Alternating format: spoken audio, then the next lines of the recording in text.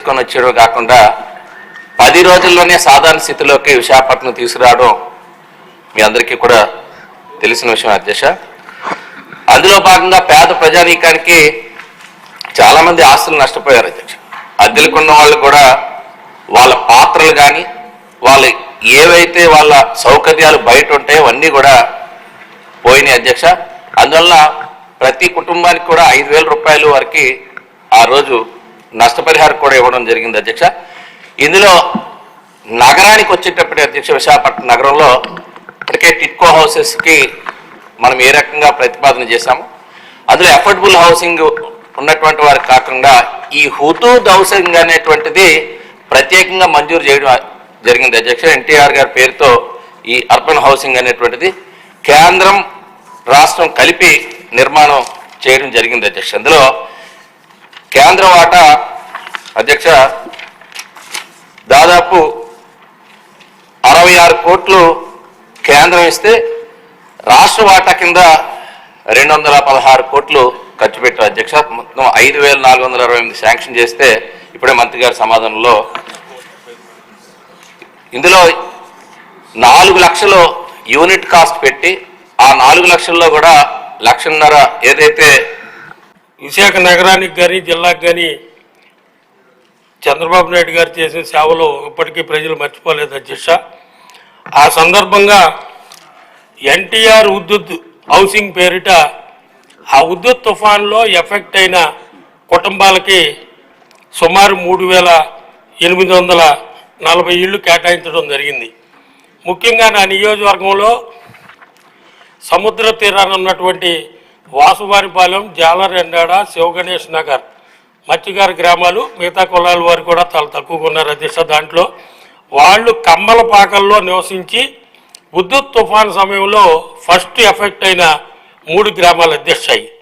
అందుకని చెప్పి ఆ రోజు ముడసర్లవలో 320 ఇళ్ళు, కొమ్మాది 83P సర్వే నెంబర్లో 206 ఇళ్ళు, ఎంబీపీలో 96 ఇళ్ళు కేటాయించడం జరిగింది అధ్యక్ష.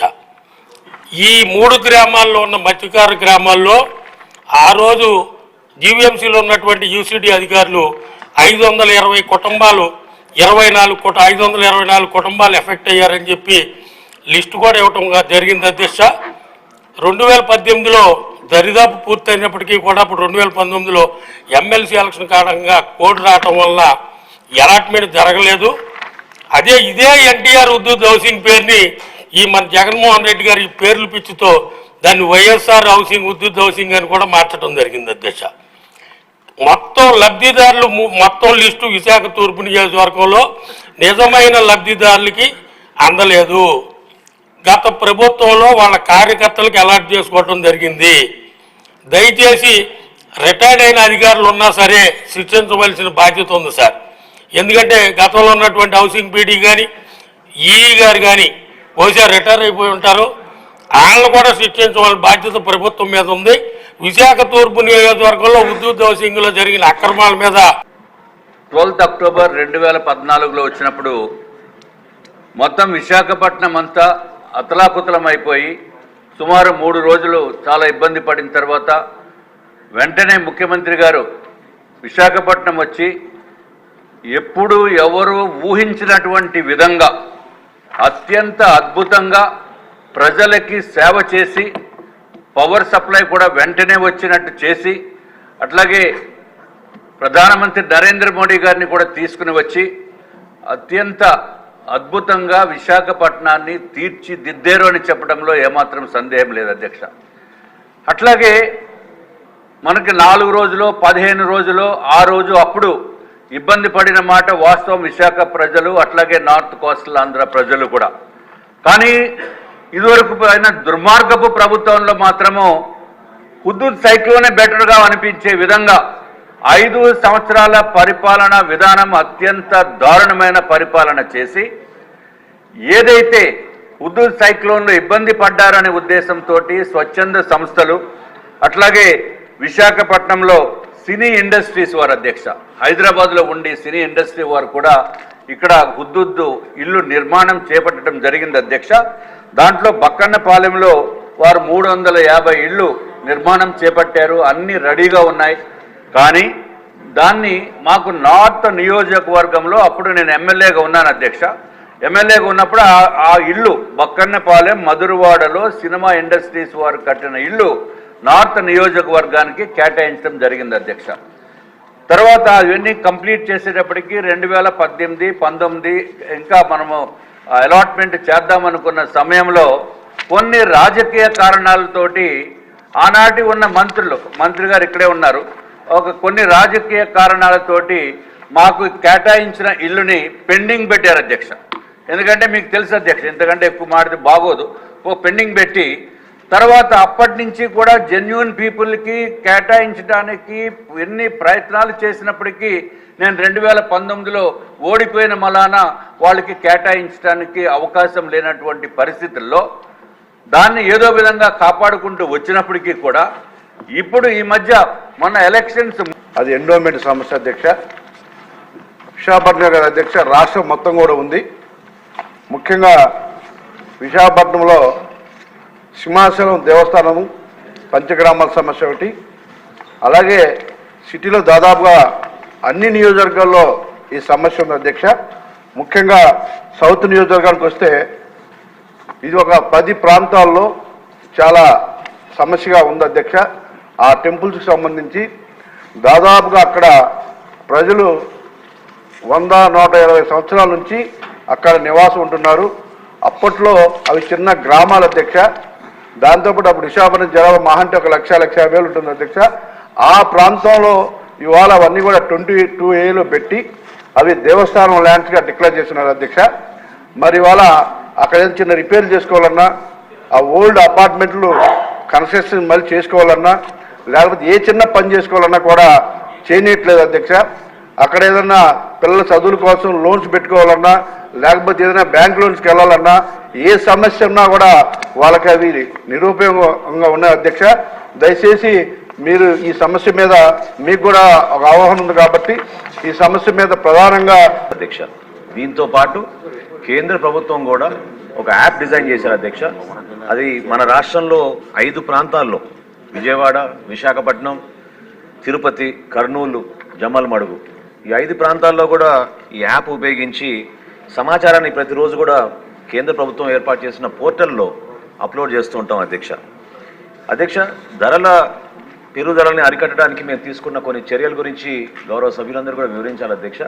ఎందుకంటే మన ప్రభుత్వం వచ్చిన తర్వాత ముఖ్యమంత్రి గారు ఇది చాలా కీలకమైన అంశం, దీని గురించి మార్కెటింగ్ శాఖ మరియు సివిల్ సప్లై శాఖ ఇద్దరు కూడా కూర్చుని మాట్లాడి రాష్ట్రంలో వినియోగదారులకి ఇబ్బంది కలగకుండా మనం వెసులుబాటు కల్పించాలని ఆయన ఆదేశాల మేరకు జూలై 8వ తారీఖున ఒక మీటింగ్ ఏర్పాటు చేశాం అధ్యక్ష. ఈ సమావేశంలో హోల్సేల్ డీలర్సు, బిగ్ రీటైలర్స్ అధ్యక్ష, అంటే మన డీమార్ట్, రిలయన్స్ వంటి పెద్ద సంస్థలను కూడా ఆహ్వానించి వివిధ జిల్లాల నుంచి రైస్ మిల్లర్స్ అసోసియేషన్, అదేవిధంగా ఏపీ ఛాంబర్ ఆఫ్ కామర్స్ నుంచి అక్కడున్న గౌరవ సభ్యులందరూ కూడా ఆహ్వానించి రాష్ట్ర వ్యాప్తంగా మన ప్రభుత్వం వచ్చిన తర్వాత కొన్ని చర్యలు తీసుకోవాల్సిన అవసరం ఖచ్చితంగా ఉంది. ప్రజలకి వెసులుబాటు మనం కల్పించాలనే ఆలోచనతోటి వాళ్ళతో చర్చించినప్పుడు వాళ్ళందరూ కూడా అంగీకరించి ప్రత్యేకంగా అధ్యక్ష అదే సాక్షి మీడియా అందరికీ తెలుసు అధ్యక్ష. ఆ సాక్షి మీడియా ద్వారా అధికారంలోకి వచ్చినాక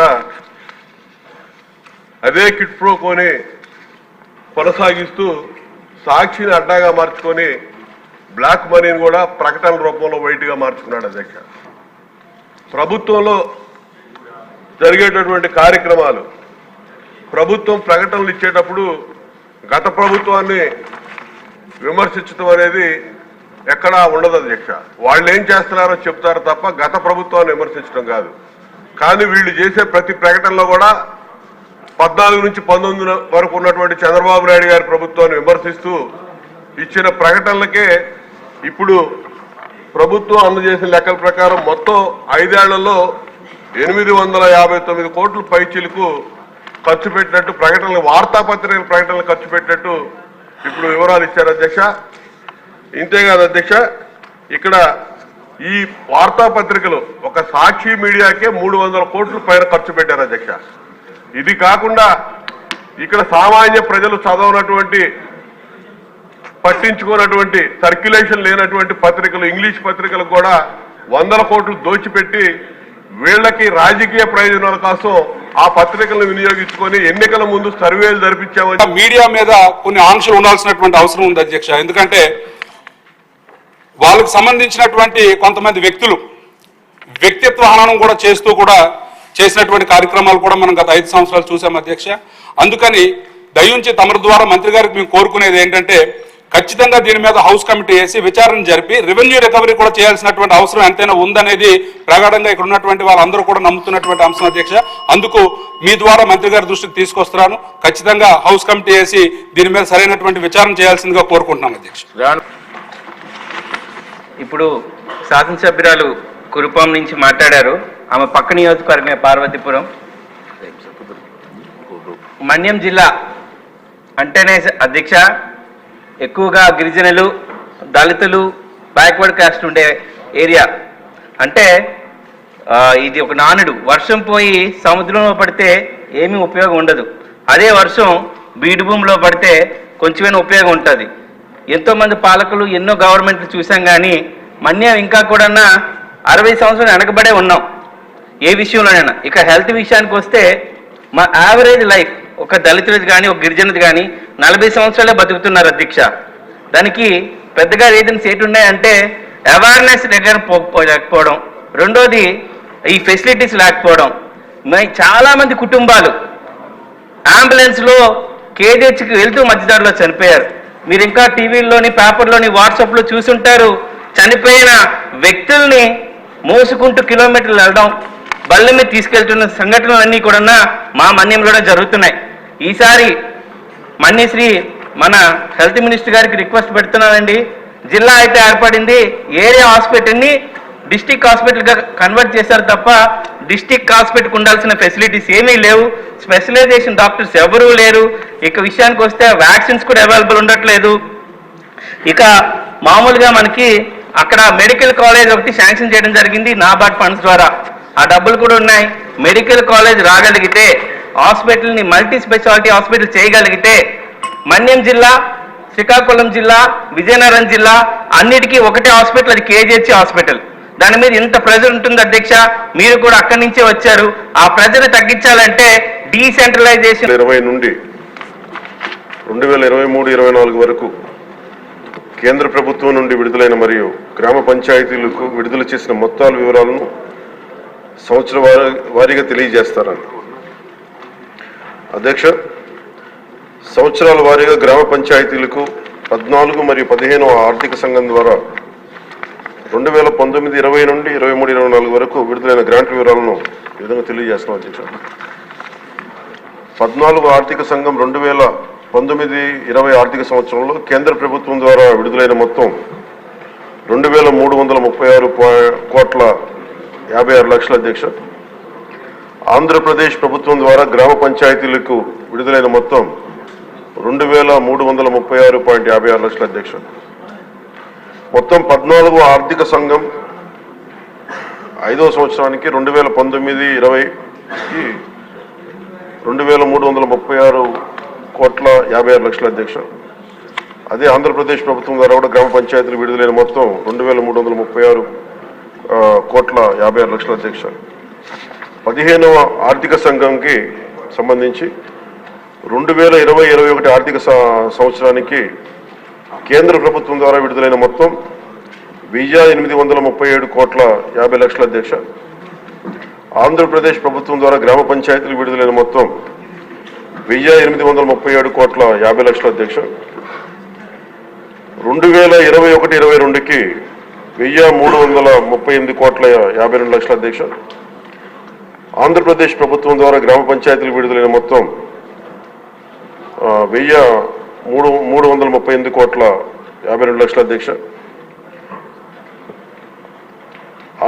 22-23 ఆర్థిక సంవత్సరానికి 1,378,65,00,000 అధ్యక్ష కేంద్ర ప్రభుత్వం నుంచి వచ్చింది. ఆంధ్రప్రదేశ్ ప్రభుత్వం ద్వారా గ్రామ పంచాయతీలు విడుదలైన మొత్తం 1,378,65,00,000 అధ్యక్ష. 23వ తేదీన నిర్వహించాల్సిన గ్రామ పంచాయతీ ఎన్నికలు చివరికి నిర్వహించడమైంది. మరి ఎన్నికైన సంస్థ 2021 మార్చి నెలలో బాధ్యతను స్వీకరించింది. కేంద్ర ప్రభుత్వానికి రెండో అంశం అధ్యక్ష, కేంద్ర ప్రభుత్వానికి గ్రాంట్ ట్రాన్స్ఫర్ సర్టిఫికేట్ అంటే వినియోగ ధ్రువపత్రాన్ని ఆలస్యంగా సమర్పించడం. మూడవది, గ్రామ పంచాయతీల బ్యాంకు ఖాతాలను గత ప్రభుత్వం ఉద్దేశపూర్వకంగా పిఎంఎఫ్ఎస్ ప్రభుత్వ ఆర్థిక నిర్వహణ వ్యవస్థతో ఏకీకృతం చేయలేదు. దానికి అదొక కారణం. నాలుగవది, కేంద్ర ప్రభుత్వ పంచాయతీరాజ్ మంత్రిత్వ శాఖ నుండి కేంద్ర బృందం ఆంధ్రప్రదేశ్లోని గ్రామ పంచాయతీలను సందర్శించిన సమయంలో వారు చేసిన ప్రతికూల పరిశీలనలు. ఈ పై కారణాల వల్ల గ్రామ పంచాయతీలకు సకాలంలో ఆర్థిక సంఘం గ్రాంట్లు పొందలేదు అధ్యక్ష. ఫలితంగా గ్రామ పంచాయతీల ఆర్థిక పటిష్టతకు తీవ్ర నష్టం వాటిల్లింది. అలాగే గౌరవ సభ్యులు అడిగిన 4వ ప్రశ్న అధ్యక్ష, గ్రామ పంచాయతీలకు నిధులు విడుదలకు చేయుటకు ప్రభుత్వం తీసుకున్న చర్యలు ఏమిటని.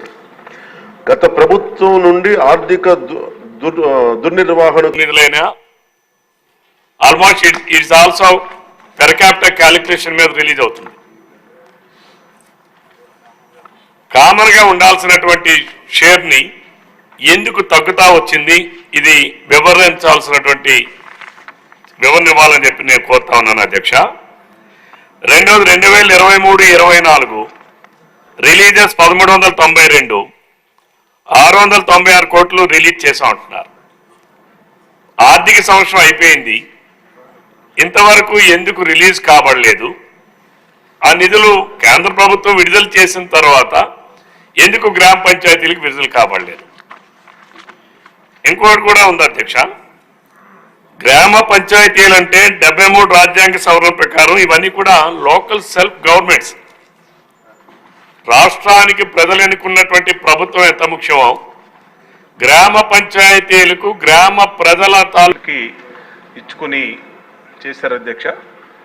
దీంట్లో నేను గౌరవ మంత్రివర్యుల్ని అడిగినటువంటి ప్రశ్న 2019లో 19-24 మధ్య మంజూరు చేసిన బ్రెవరీస్ అలాగే మైక్రో బ్రెవరీస్ వివరాలు అడిగాను అధ్యక్ష. బ్రెవరీస్ లేవు, మైక్రో బ్రెవరీస్ అని ఇచ్చారు అధ్యక్ష. దాంట్లో బి ప్రశ్నకి సమాధానంగా బి ప్రశ్న, లైసెన్సులు జారీ చేయటంలో ఏవైనా మార్గదర్శకాల ఉల్లంఘన గుర్తించటమైందనంటే లేదండి అని అధ్యక్ష రాశారు అధ్యక్ష. ఇది చాలా బాధ్యతారాహిత్యమైనటువంటి సమాధానం అధ్యక్ష. ఎందుకంటే అధికారులు కూడా ఆలోచన చేయాలి, మంత్రివర్యులు కూడా ఆలోచన చేయాలి. మరి ఇదే మంత్రి గారు కూడా చాలాసార్లు ఆ రోజున ప్రెస్ స్టేట్మెంట్లు, ఆ రోజున జరిగినటువంటి అవకతవకల మీద గతంలో కూడా ఈయన ఎక్సైజ్ మంత్రిగా పనిచేశారు, ఆయనకు తెలుసు జరిగినటువంటి అంశాలన్నీ. పూర్తిగా అనేక అవకతవకల మధ్య చాలా ఇన్ఫ్లుయెన్స్లు, ఏ మార్గదర్శకాలు కూడా లేకుండా తమ సొంత వారికి, వైఎస్ఆర్ కాంగ్రెస్ పార్టీ వాళ్ళకి, తమ సొంత మనుషులకు ఇచ్చుకున్నారు. అనేక వ్యవస్థల్ని మేనేజ్ చేశారు అధ్యక్ష. కొన్ని వ్యవస్థల పేర్లు హౌస్లో చెప్పకూడదు కానీ అధ్యక్ష, వాళ్ళ ఇష్టం వచ్చిన వాళ్ళకి. నేను అడుగుతా ఉన్నాను అధ్యక్ష, ఇక్కడ 5 మైక్రో బ్రెవరీస్ పేర్లు ఇచ్చారు అధ్యక్ష. మెసర్స్ ప్రో బ్రెవరీ అని ఇచ్చారు, లక్ష్మీ సాయి ఎంటర్ప్రైజ్ అని ఇచ్చారు.